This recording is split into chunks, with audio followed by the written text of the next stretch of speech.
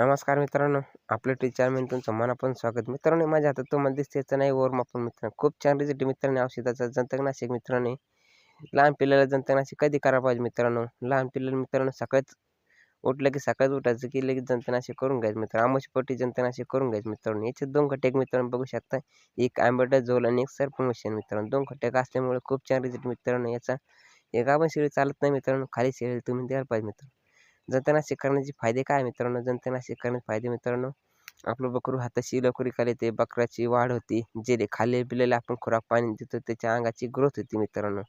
जंतकनाशक नाही केलं मित्रांनो काय होतंय? जंतकनाशक केल्यास बकऱ्याची वाढ होत नाही, बकऱ्याची खूट होती मित्रांनो, बकरू बुटकं राहतंय, बकऱ्याची केस इचकते मित्रांनो. बघू शकता मित्रांनो जंतकनाशक हे बाह्य कुरुमी, एक सफेद कुरुमी आणि एक लाल कुरुमी मित्रांनो. हे काय करत असतात? बकऱ्याच्या शेळीच्या पोटात अंडी घालायचं काम करत असतं मित्रांनो. बघू शकता मित्रांनो. वेळ तुम्ही जंतकनाशक करायला पाहिजे मित्रांनो. माहिती जर चांगली वाटते जरूर सबस्क्राईब करा. मनापासून धन्यवाद.